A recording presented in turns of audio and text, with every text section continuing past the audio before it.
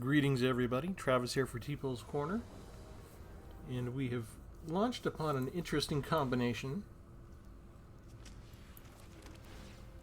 We've mostly creatures from Dominaria United and Duskmourn, and that's because of a neat little thing that they might be able to do together. We're going to test it out.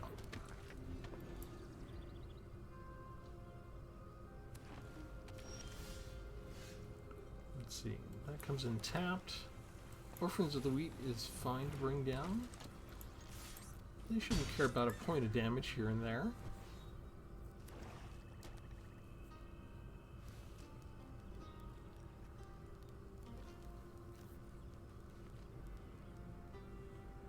And it turns out, whichever creature we want to attack with, we can tap the other one and give its power, sort of increase the power on one or the other. They do want to, I'm kind of surprised they do that now, but maybe that's all they have.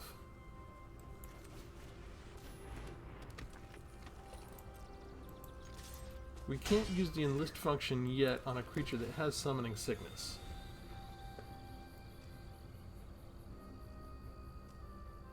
But next turn is ideal. This is one of the few creatures from a non-Dominaria or Duskmourn expansion, but it fit in well, I thought, with what we had. So we're going to try it here for starters. We're going to go to next. We're going to enlist here. Go to attack just one attacker, and this is the creature that Benelish Faithbonder is going to enlist. We have two things that happen here. One is we get the power added to the Faithbonder. Second is we get to gain a life and draw a card because Wily Duke got tapped. Then we see if they want to block this. They're going to take the damage. We're okay with that. We are able to play land drop quite nicely. I'm not putting out Glimmer Seeker yet. I want to be able to use one of these if necessary. That's a sorcery. I can use this one.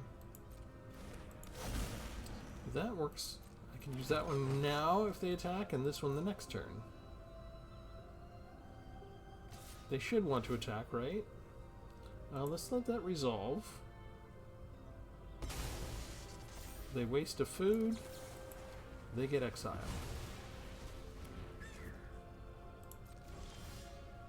Next, we exile another creature. And we do the same thing. We don't attack with both of them. We enlist instead again. And that allows us to do the exact same amount of damage, but we still get to gain a life and draw a card at the same time. And that is a flash. Yeah, let's do that. We'll flash that in at the same time. Get another card. Get to attack for 6 points of damage. And we still made our land drop. And we can still use this to give a creature indestructible if they have removal. Life is good.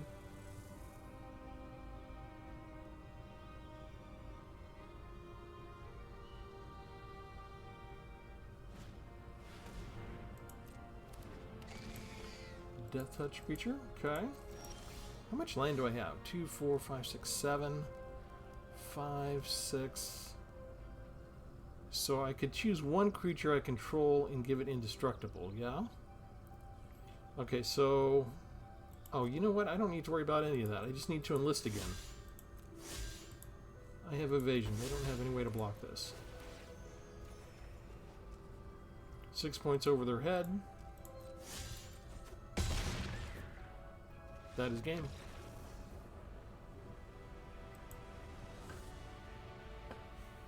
Maybe they should have held on to their removal spell. Alright, let's go ahead and show you the theme of this deck. The theme is old plus new. It's called Enlist Survivors, based off the mechanics. The Enlist mechanic from Dominaria United and the Survivor mechanic from Duskmourn. They fit very well together, and we have them within the same rotation. And we know that rotation was delayed for an extra long time because they wanted us to spend more times with our card. They took feedback from all of the player base, and the players are like, you're rotating through sets too fast, we have favorite cards, we want to play with them longer, and so they delayed rotation. But this is where we would normally be anyway, I think, is in terms of all of these sets existing together. So I can't confirm, because I don't have any inside baseball, that they designed this Duskmourn Survivor mechanic with Dominaria United in mind, but I'd like to think they did because they fit so well together. So let's read House Cartographer here. He's a 2/2 for 2 mana, Human Scout Survivor. The survival mechanic. At the beginning of your second main phase, if the House Cartographer is tapped, you get to do something. The survival mechanism is basically just make sure they're tapped, right? At a certain point in the game turn. So you reveal cards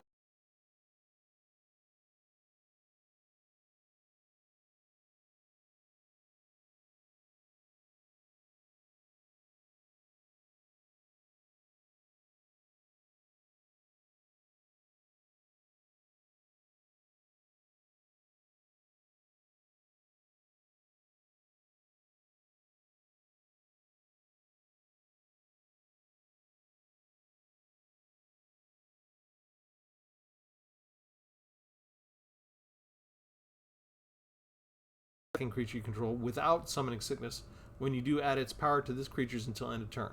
So we get the best of both worlds. We get an Enlist down with a Survivor, we trigger the Enlist, we add the House Cartographer's power to the Benevolent Faith Bonder as if we were attacking with it, so it becomes a 3/3 for attack. And in the meantime, although this guy is tapped and can't defend, we get the benefit of whatever happens from him being tapped. In this case, it's land. You can you've got Orphans of the Wheat, which can kind of trigger the Duskmourn stuff itself. Whenever Orphans of the Wheat attacks, tap any number of untapped creatures. Orphans gets +1/+1. So it's like having an Enlist card within the expansion, but you don't just tap one creature, you can tap multiples. Okay, what else do we have? We've got 1 copy of Final Showdown. This we want to maybe give somebody Indestructible if we have a creature we don't want to lose, or we just want to do a board wipe and destroy everything. We have Acrobatic Cheerleader. This is one of the cards that's kind of controversial because Magic the Gathering is based on high fantasy, like swords and sorceries, castles, warlocks, and wizards. And having somebody in a cheerleader costume doesn't really fit that well, but this is the direction of the game. It's 30 years old. They opened the door with the new imprint, right? Universes Beyond. To go to other environments. So they've been slowly expanding the mainline Magic environment to allow these other environments into the game as well. And we've seen things like, Strixhaven with the Magic School. We've seen Kamigawa fast-forwarding 1,000 years to have this advanced technology. We've seen a number of you think of Thunder Barrow. The Thunder Junction, and everybody having cowboy hats, and suddenly we're in the West. A lot of this stuff doesn't seem to match with the classic Magic, but it's the wave of the future. So I'm not sure how often I will ever have a chance to use Acrobatic Cheerleader again, but she's got the survival mechanism, so I decided we would include 1 copy. We have Exercise, exile target artifact, enchantment, or creature with power 4 or greater. We have 2 Feathers of Flight, so we can get some evasion. If they have too many big creatures on the ground, we'll just go over their head. We have Guardian of New Benalia. She has the Enlist ability. 2/2, whenever it enlists a creature, you get to scry 2, which is handy. If they try and take it out, or we're going up, say we're being blocked by a creature that's greater than her all of a sudden through some combat trick, we can discard a card from our hand. She gains Indestructible until the end of the turn. 2 more removals, 2 copies of Not on My Watch to exile target attacking creature. White's pretty good in terms of their flavor. They do this with every expansion set where we kind of white waits until you're attacking, and if you do attack, then there's going to be bad news. I kind of like that philosophy, especially in white. So these type of cards are my favorite form of interaction when I'm playing white. Argivian Cavalier, an Orc Knight for 2/2, has Enlist. When it enters, you create a 1/1 white soldier creature token. We could pair that up with Glimmerseeker, 3/3 with survival. At the beginning of your second main phase, if the Glimmerseeker is tapped, you draw a card if you control a Glimmer creature. If not, you create one. It's a white creature token. You see pictured there to the right. Nice artwork. Defiant Survivor.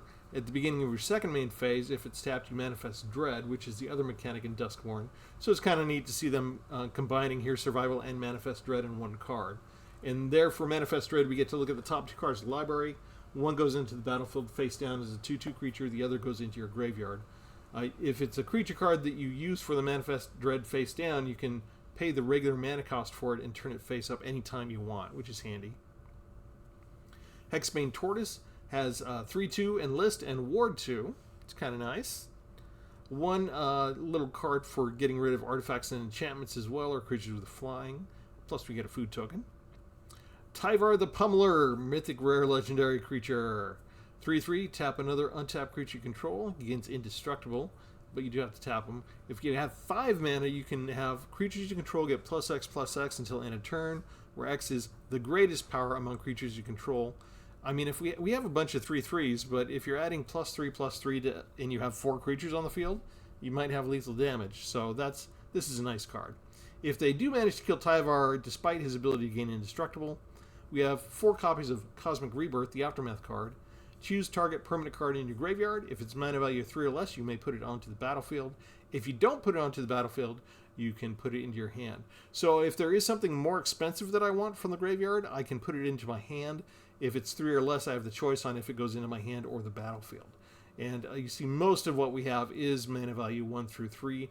There might be a good creature that's bigger that ends up in the graveyard that I'll get back. We'll see. Shrewd Storytellers, both green and white. Human Survivor, 3/3.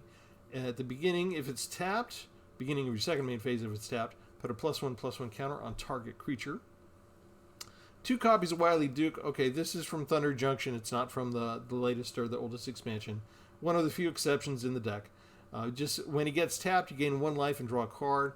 It's great to have a creature that's actually +4 to enlist and go ahead and have him tapped.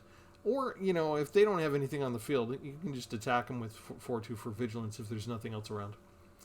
In case they have flyers, we have 2 Coalition Sky Knights, 2/2 with flyers and enlist. So if they do get something really big in the air that we can't normally take on, but they're low on life, maybe we can enlist and force a trade. Savior of the Small. If it's tapped, return target creature with mana value 3 or less from the graveyard to the hand. So a lot of things, depending on what we have in hand and what we have ready, if we can manage to trigger it, we're not going to be afraid to trade a lot of our 3 and 2 cost creatures because we have ways to get them back. Barkweave Crusher, 2/5 with Enlist, just makes for a great blocker. Cautious Survivor, if it's tapped, gain 2 life. And Sovereign Okenek Ahu, this is from Ixalan, 3/4 with Ward 2. Whenever he attacks, for each creature you control with power greater than that creature's base power, put a number of +1/+1 counters on that creature equal to the difference. This is a really nice card to pair up with Enlist, which is all about increasing their base power, or increasing past their base power. And 2 board wipes with Expel the Interlopers, dial a yield removal. So depending on if they have like a bunch of 5, 6, 7 power creatures and we don't, we can maybe clear the field of their creatures, but there'll still be 1 or 2 of ours that are still around. And with that, it's a bunch of green-white lands, 1 demolition field, and that's the theme. We're going to use the Survivor mechanic and the List mechanic. I think they're paired up really nicely. I'd like to believe that Wizards of the Coast designers understood that Duskborn was going to be in the same environment as Dominaria United, and that they had some good ideas in mind for us pairing these up. I haven't seen anybody on the streaming channels, whether it's Twitch or YouTube, I haven't seen anybody pairing these up really yet. So I wanted to see for myself. Sometimes some of these combinations are pretty obvious to me, and I don't understand why nobody's trying them. Soldier deck. Let's go ahead and bring in somebody now.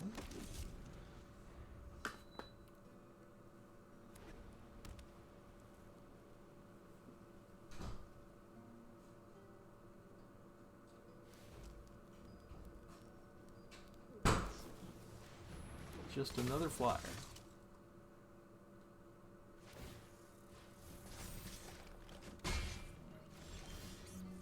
Okay, fine.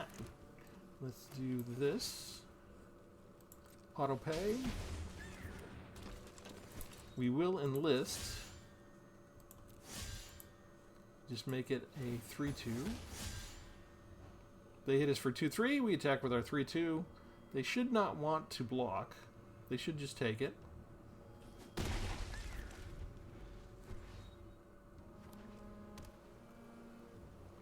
And soldiers can be tough because soldiers often go wide.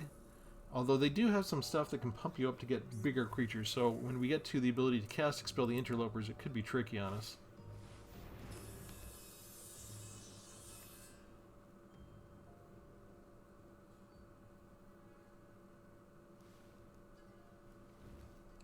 They are trying to equip things to make their creatures be more powerful.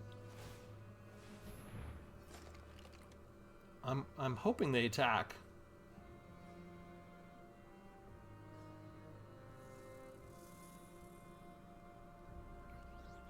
To a certain degree, it doesn't matter if they do or not. They're tapped out, so let's just do the easy thing. Boom.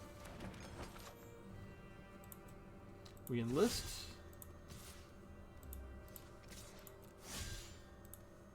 We make that a 3-2. I'm willing to trade with the paratrooper if they are. They take it, and we get to go ahead and increase the strength of that creature thanks to Shrewd Storyteller being tapped. Now we can make this, if they have something bigger and more powerful, we can turn this into a 6-3 when we attack and still get counters added somewhere.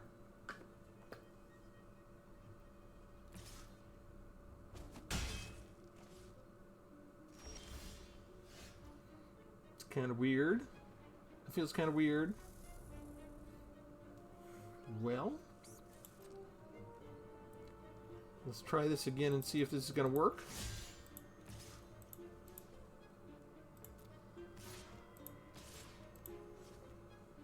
Hang on. 2 attackers. We enlist that one. There we go. That's what I want to do.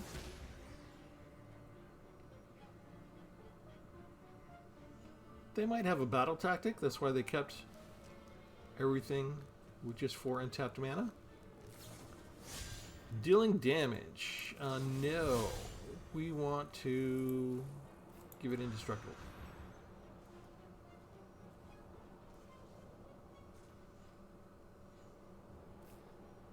Do they have a second combat trick? Aha! Still alive. Now what do you do? They're going to take the damage. Okay. Should we spread the love around? In the meantime, we can still do this. If they have a board wipe, we start to get in trouble. But even with that, there's still some things we can do after. It's weird to see only 2 soldiers out after all this time. It's turn 5. Where's all your soldiers? There's one. There's a soldier.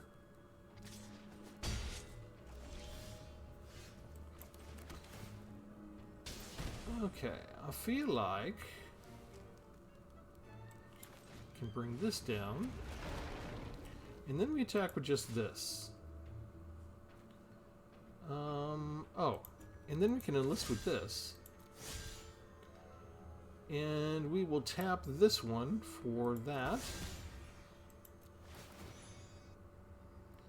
And we'll tap these others for that. And now we have lethal with either creature.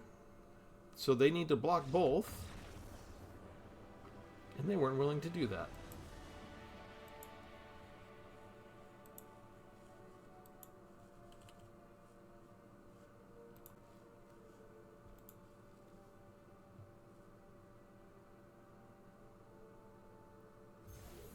And the server really slowed down just now.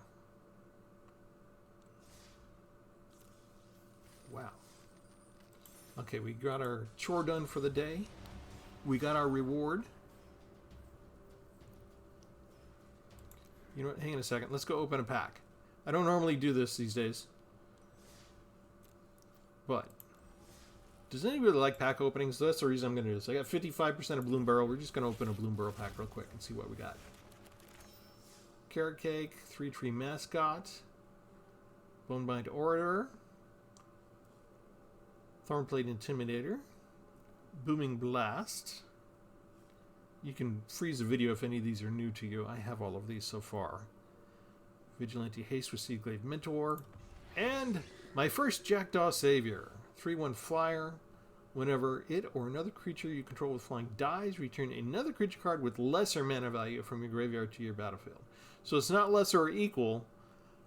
So if Jackdaw Savior dies, it has to be 2 mana or less. But if I have a bigger, more expensive flying creature that dies... Okay. I'm just thinking out loud of ways that we can make decks around that. Fun. There are so many cards that are introduced with the sets. There are some that I have not seen used against me yet.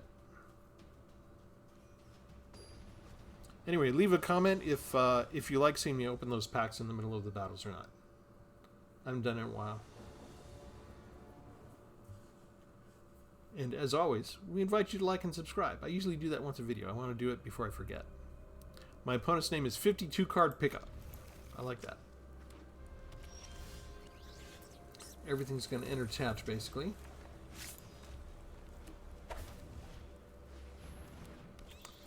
Essence Channeler. Essence Channeler is tough against us. We really need removal for that puppy. Is this going to be a power 2 or less deck?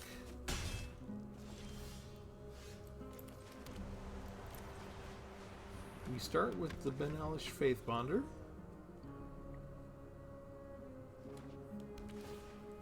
They're already pumping up the Channeler. Great.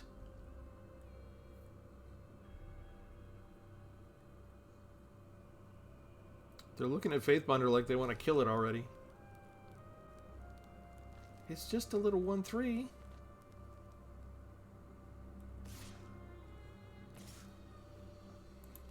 Yeah, let's see what you got. Nothing? They were bluffing? They were bluffing.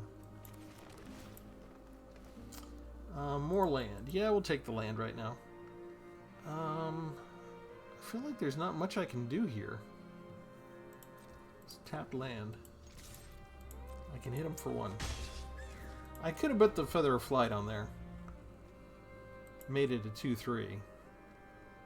I kind of feel like I should flash that in case they put down something and try and attack over the air with Market Watch Phantom. I feel this would be better as a surprise.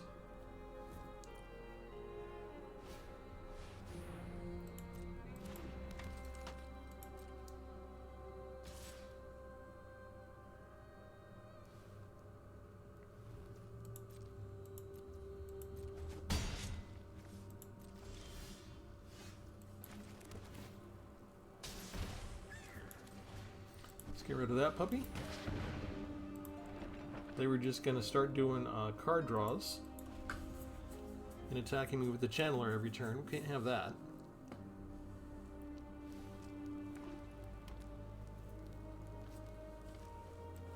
Maybe I need to start using Cosmic Rebirth and just blocking the Channeler at a certain point.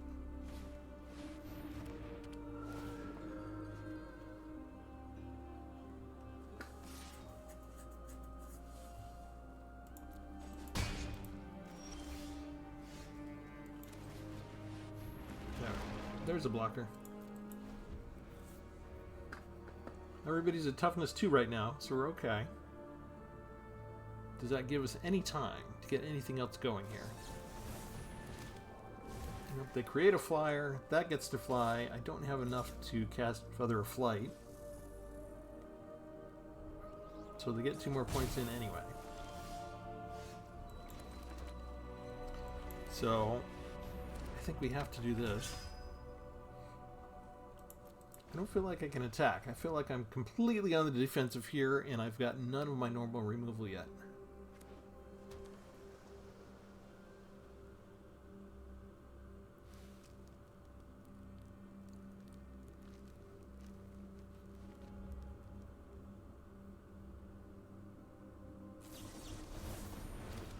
They do like the flyers, don't they?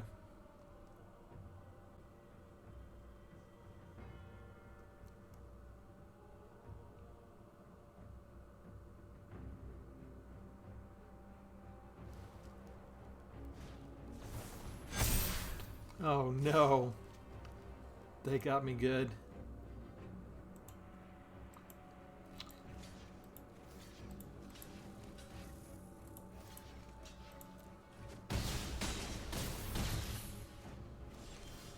And it's a land. Of course it's a land.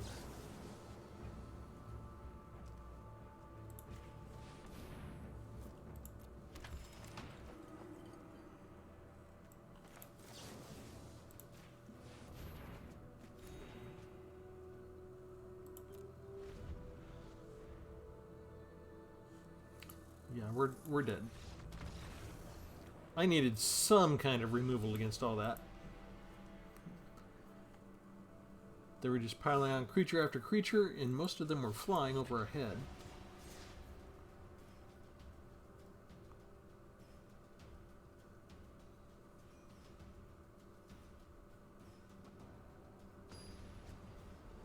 Which we didn't do too badly, right? We had one removal for a flyer, we had another flyer we could get in, although it was just a 2-2, and we had the...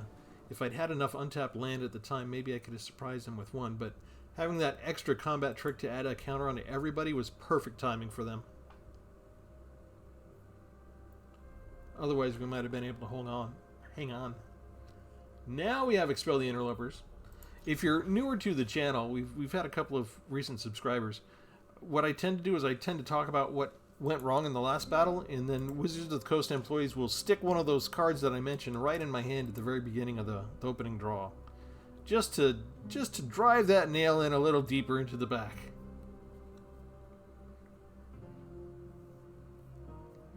Okay, Senor Truck. Let's go. They haven't even decided if they're going to mulligan or not yet.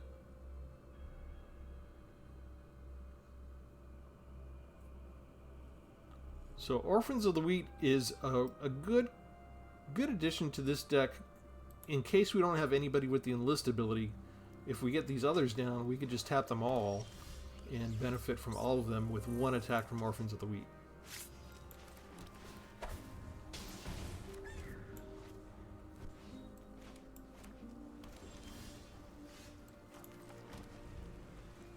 And I want to put the others down first, because if they remove them, we can bring back anyone we want with Cosmic Rebirth, so that part doesn't matter as much.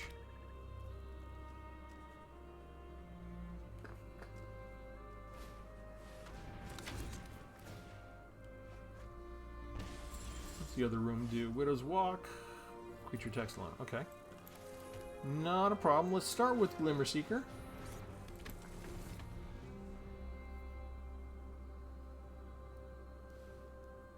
We expect it to die.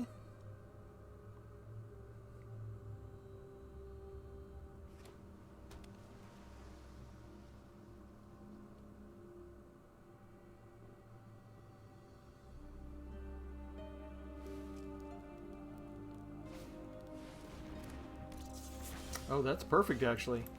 That's wonderful. Okay, so we put this down. We go in and attack with Glimmer Seeker. They're going to block. But we don't care because we get our creature token. If we can attack with the survivors and not have to worry about them dying, I mean, they could attack with that and hit us for 3. It'd be a 3/5 with Death Touch if they unlock Widow's Walk. That's perfectly fine with me. They'd have to spend all their mana to unlock the room, and then they would be defenseless.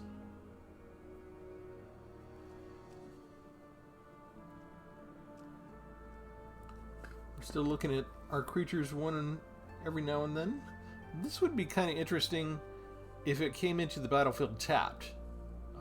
That would make these even more valuable. Okay, so they destroyed the creature. And to save from them losing 2 life, they gave us a food. Interesting choices there. Let's go ahead and just bring down another creature.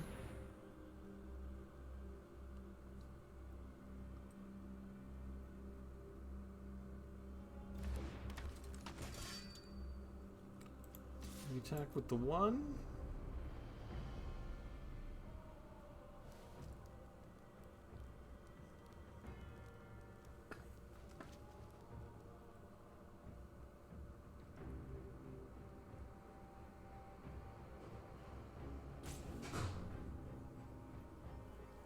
We made it hard for them. Well, they're blue, so blue needs extra time to think. Blue has so many options.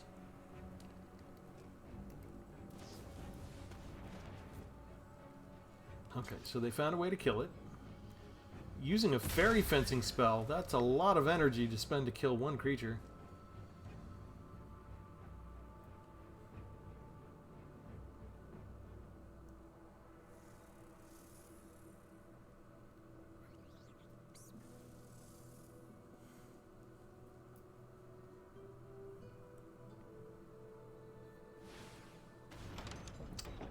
Now they choose to unlock the room. Interesting choices here. That's 4 cards in your hand, and you chose to unlock that room instead. Let's go ahead and block that. 3 points for 1 is fine.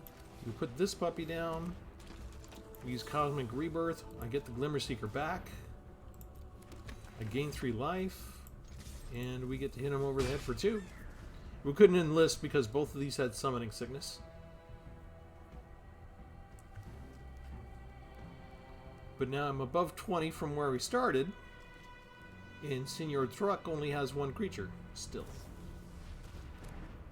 Oh, what did you do? Made it a food artifact. Okay, that kills my card draw that I was planning on. We're not going to block that. Who cares about that?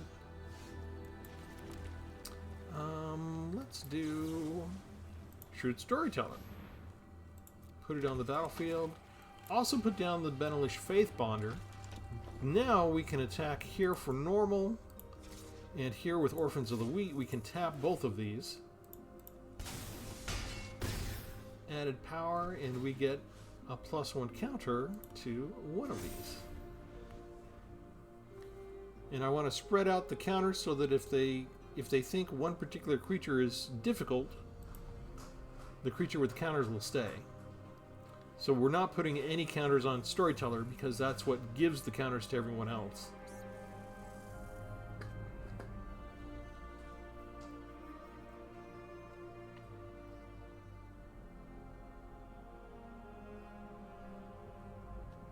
My poor Glimmer Seeker, though.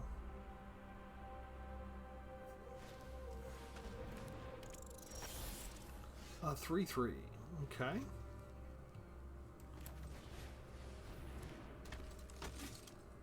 Next, we want to enlist with this. We want to enlist with the Shrewd Storyteller. And we want to attack with Orphans. So we're going to enlist the Storyteller. And we're going to tap these other 2.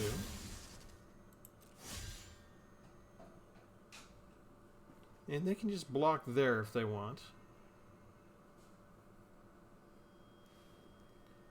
But if they want to kill it, they'll need to block with both, and then I can kill the Tpull Mentor.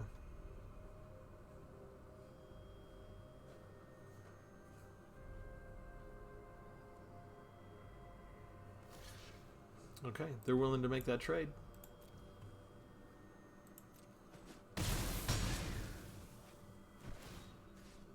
And we get a counter.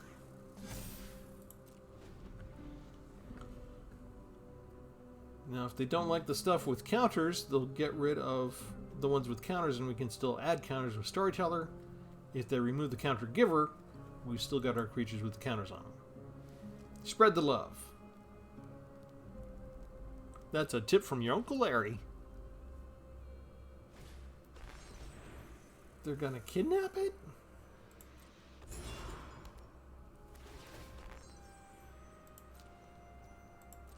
They're going to give me a card for it, too. Now, see, I think that's a mistake. So they can't really afford to attack with the Mind Drill Assailant. But we can keep bringing stuff in. And then we just enlist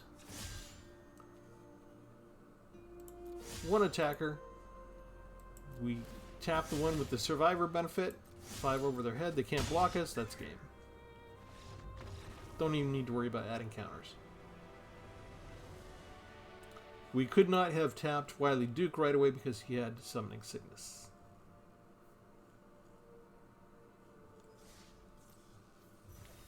See how well flying's doing for us against these things.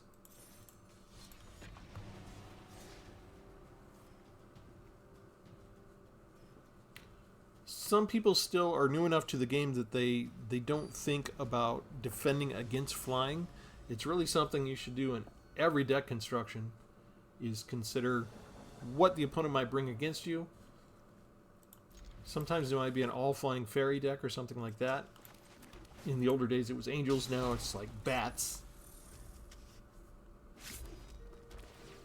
There's always that danger.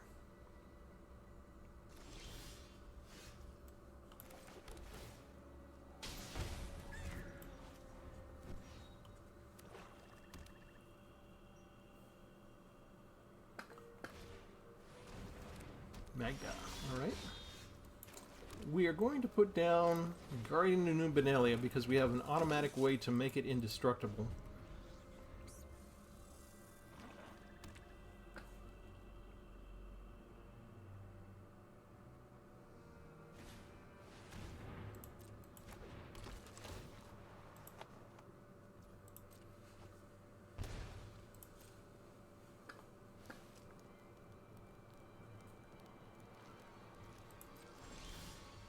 Next,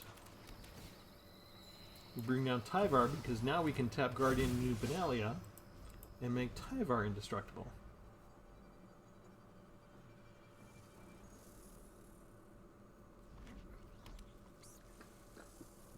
Fortunately, we'll have to like tap a lot of our stuff, right?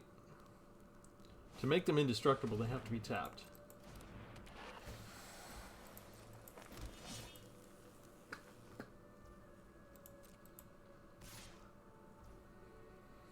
That one's fine. We just block with that. And then we make it indestructible. They lose their creature.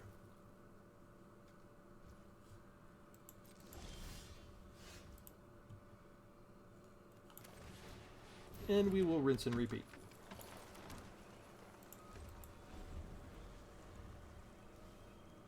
Now we can't save Wily Duke right now. But we could bring him back if they kill it.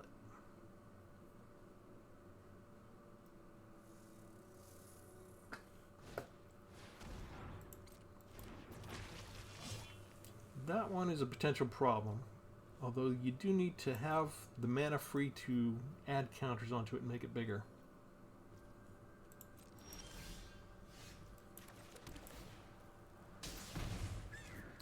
Alright. I think what we want to do...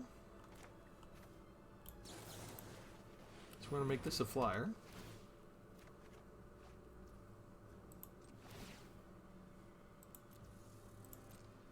We want to enlist.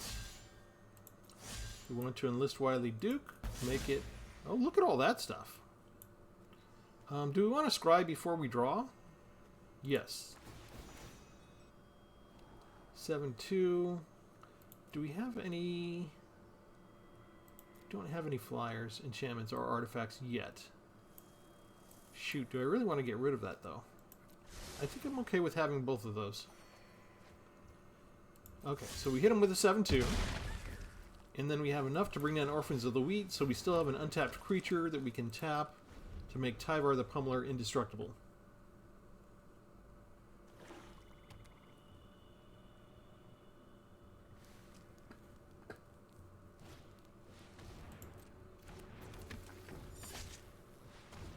There's the enchantment. And suddenly they have an army of 7 creatures. They don't attack at all, which is kind of nice. This is a sorcery, so the one drawback to it, nothing that can be done at instant speed. They do have this thing that they can block with reach. Go to combat first. Then we enlist. Attack. Tap this puppy. We're back to doing the same stuff. 7-2. We get to scry. Don't need lands right this second.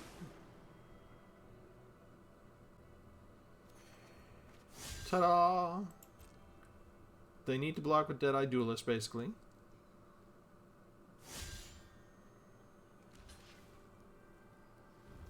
And we just keep the stuff we got because that way we have enough cards that we can discard and make this indestructible.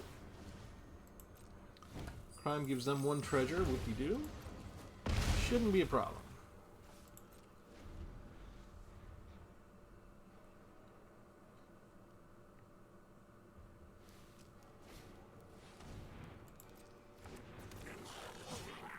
They do have a lot of creatures though, don't they?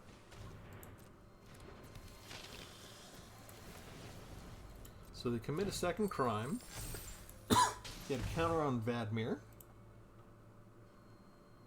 And they still have 1 spell left. They're doing good at emptying their deck.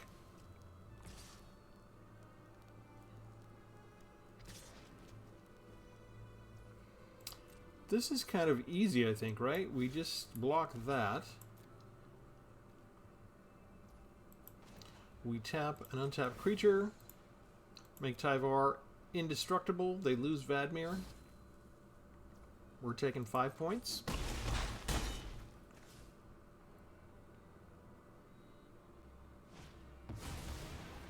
And they use a treasure to bring down their last creature, so they can't... We don't really have to worry that much about having another... Well, maybe. Maybe they could get a 4/4 dragon next time? Do we even have any creatures? No, we've only got 1 thing in the graveyard. So we're going to do the same thing we normally do. We're going to enlist. That's the only creature we're going to attack with. We tap this. We do the normal stuff. Give me some resources. Another... You know what? We don't need a Cosmic Rebirth. I don't feel like we need either of those. That's the wrong card for where we are in the game right now. Eh. Just got land anyway. They're down to 2. We already played the land. That is an instant. I think we keep things dry for the instant in case they manage to kill one of my creatures.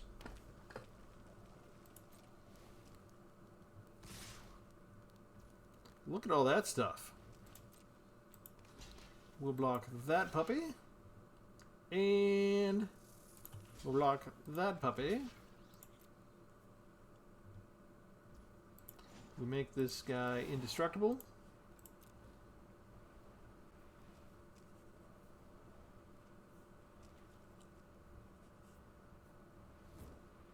Now they sacrifice.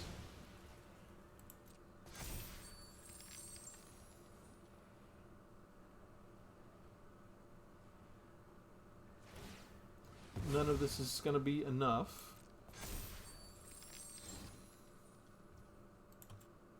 We sacrifice the food, gain 3 life.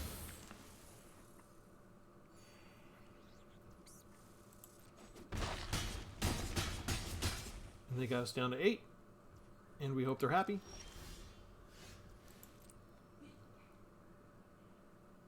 Because that's the game. We didn't even lose any... we didn't lose a single creature. Didn't even have to use Cosmic Rebirth the entire time. They could sacrifice these and create a dragon.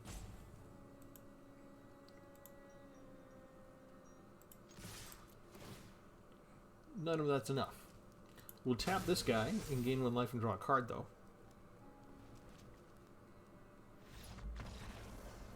Yeah, single 4/4 dragon was not going to stop that pile of lethal heading at him.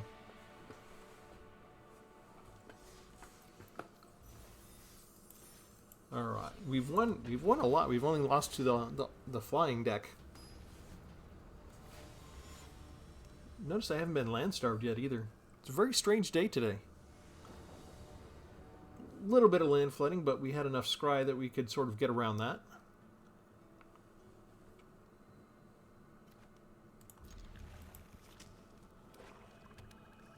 It feels good every now and then to know that you have options so that, you know, our creatures were doing well enough that we had an Expel the Interlopers and we didn't need to use it. We had Cosmic Rebirth, but we didn't actually have to use it. We weren't actually... that last match, we weren't even valid to use it. You start to feel pretty comfortable in your matches when you've got extra cards in your deck and you're like, well, you know, it's there if I need it later, but didn't need it. Okay, we want untapped now because we want to put the Faith Bonder out immediately.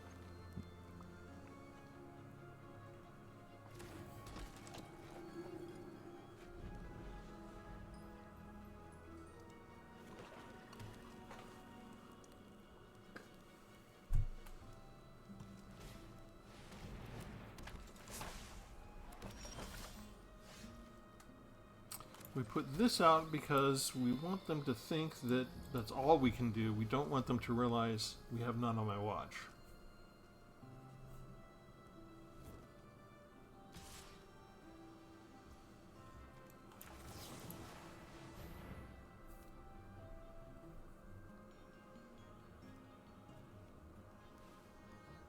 They can't sacrifice a food first and make me lose 2 life if they want to.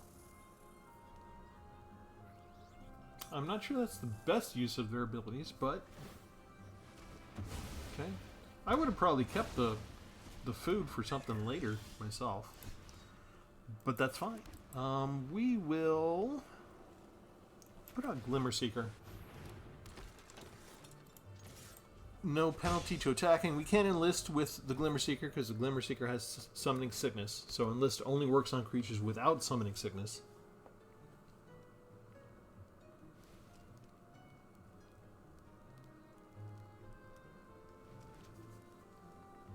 They don't have enough to destroy the food, get 3 life, and summon Gumdrop Poisoner at the same time, so they're waiting. They want to, if they get 3 life, they need 5 lands. They can get a -3/-3 onto one of these. Which is not the greatest for us, but we can bring it back with Cosmic Rebirth. In the meantime, we're going to start having embarrassment of riches here on what we want to attack with the Benelish Faithbonder. So they just bring it down, even though they didn't gain any life. They just gained a food.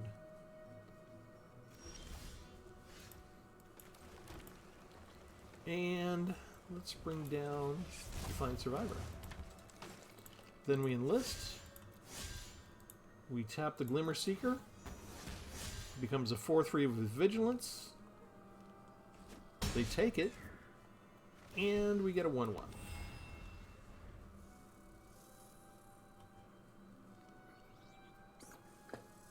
Life is good.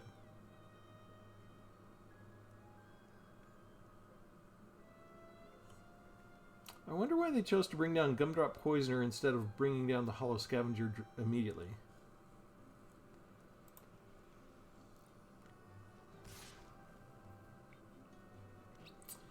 Let's go ahead and make the trade-off there. They might have a comeback trick, and they do, and it's a big one. And just cost them 2 as well. Alright, we're going to put some stuff down. We're going to enlist again. Tap the Glimmer Seeker. This time we get a card draw out of it.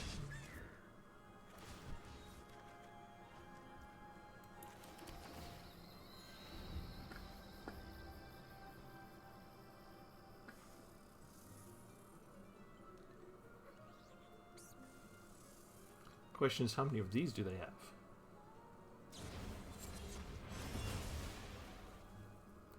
Kill that one.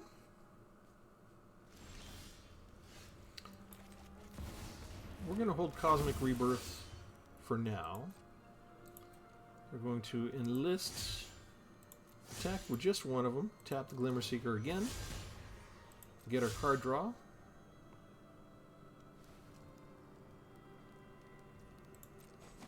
They take it. Card draw is lovely. If they start to do anything fancy with counters and get Gumdrop above 3, we'll just declare 4 with Expel the Interlopers and clear the board. But now we have a good blocker against her, even if they do have a combat trick.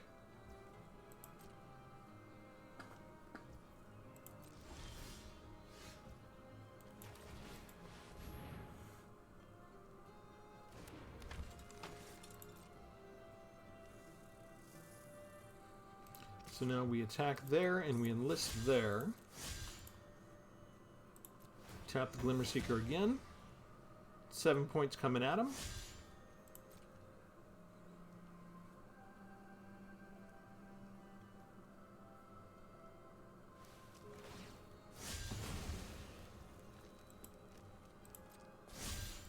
Five, 4. Oh, that's That's the wrong response. I can make this guy indestructible with my Shrewd Storyteller, which is exactly what I wanted to do. So they lost the food. I still keep my creature. We get a card draw, and I get to make Tyvar even more powerful than he was last time. Also made sure I didn't miss my land drop. Life is good. Got this guy can bring back any second. A 4/5. Ooh.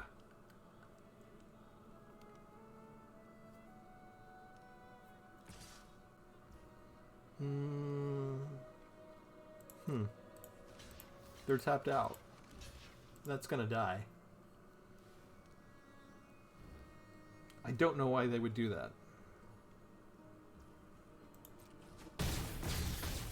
We got rid of one of the Faith Bonders.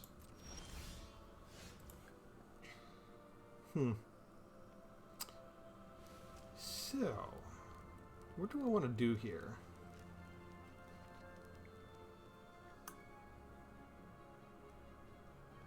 What do I want to do?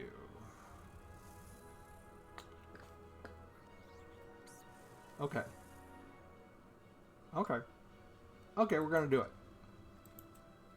Enlist. We attack with just the one. We tap the Shrewd Storyteller. It's now a 4/3. I did that wrong. Shoot. No, I didn't. I'm good. We're still good. 5. Everybody gets +X/+X. We lose the Faith Bonder, but they lose their 4/5 Death Toucher.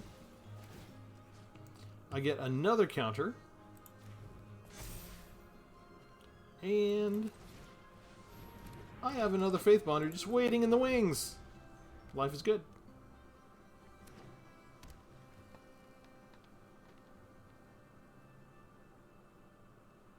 Now if they don't have a board wipe, they're pretty much doomed.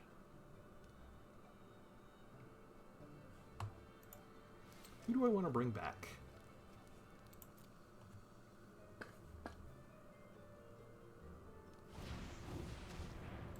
A 5/5.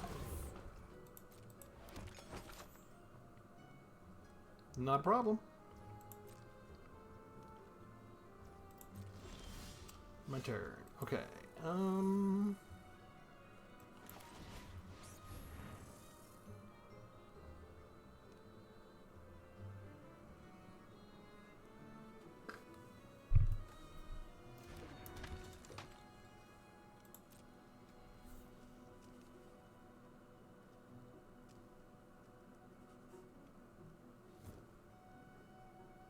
I think we just attack with everybody.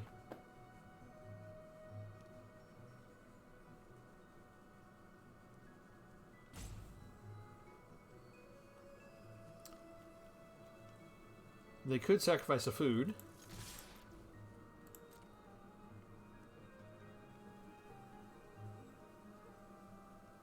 This should be lethal right here.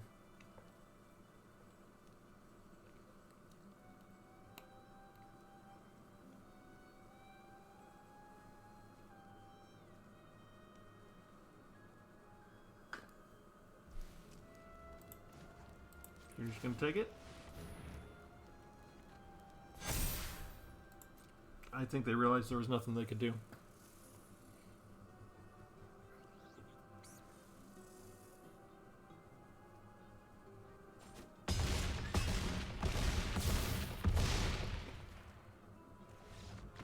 We won all of our games but one. Nice. We're not even using Expel the Interlopers.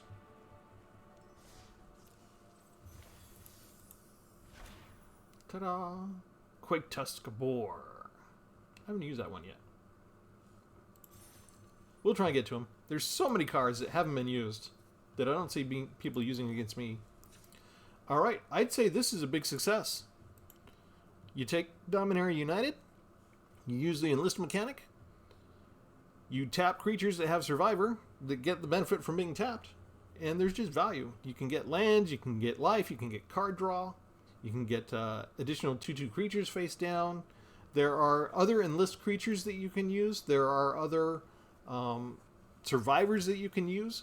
So you can sort of mix and match a lot of different combinations into this particular configuration that I think would still work. As a matter of fact, if we go and search for type creature, color white, and we'll just say untap. I'm thinking of Thousand Moons Infantry is something that would be great in here for the Enlist type thing, where you could tap them and add 2, and then this could just untap to become a defender automatically.